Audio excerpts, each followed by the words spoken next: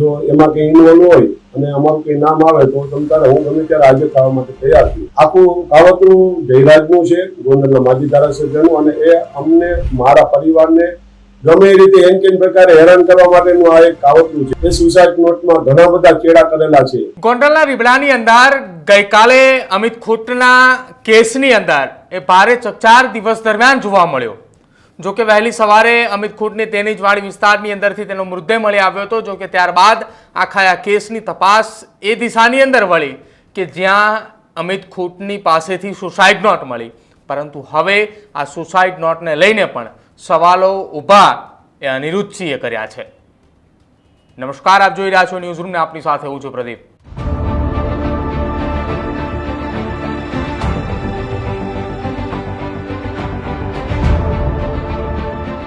રાજકોટની અંદર એક દુષ્કર્મની ફરિયાદ દાખલ થાય છે અને એ ફરિયાદની અંદર જે મુખ્ય વ્યક્તિનું નામ કે જેનું આરોપી તરીકે નામ હતું અમિત ખૂટે ગઈકાલે પોતાનું જીવન ટૂંકાવ્યું હતું ને ત્યારબાદથી આખા આ મામલાની અંદર નવા ટર્નિંગ પોઈન્ટો દિવસ દરમિયાન અનેક વખત સામે આવ્યા.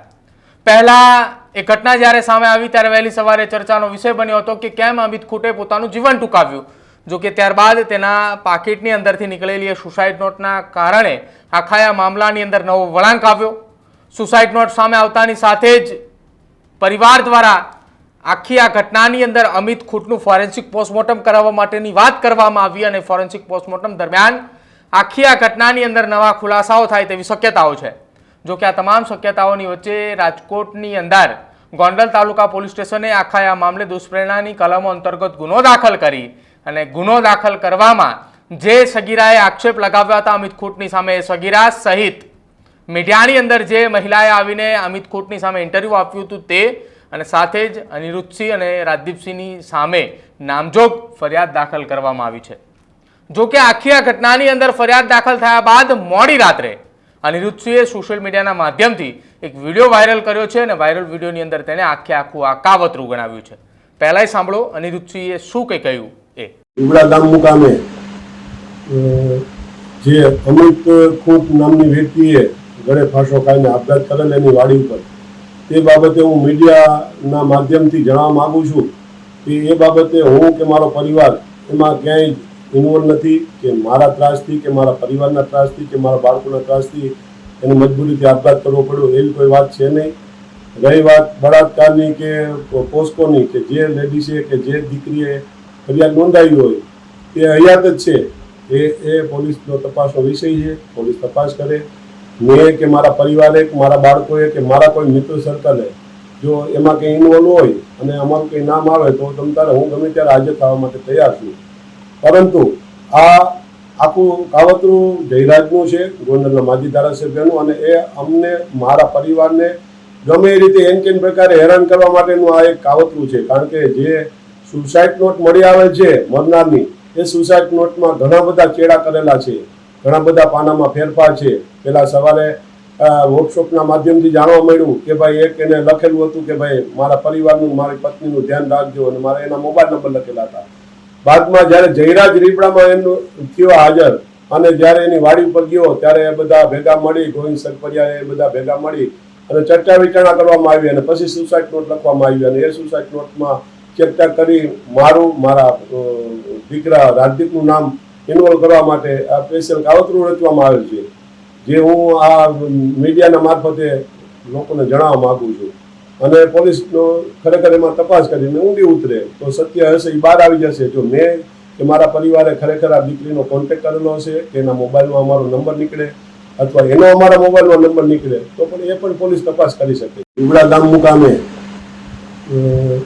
જે અમિત ખૂટ નામની વ્યક્તિએ ગળે ફાંસો ખાઈને આપઘાત કરેલ એની વાડી ઉપર, તે બાબતે હું મીડિયાના માધ્યમથી જણાવવા માગું છું કે એ બાબતે હું કે મારો પરિવાર એમાં ક્યાંય ઇન્વોલ્વ નથી, કે મારા ત્રાસથી કે મારા પરિવારના ત્રાસથી કે મારા બાળકોના ત્રાસથી એને મજબૂરીથી આપઘાત કરવો પડ્યો એવી કોઈ વાત છે નહીં.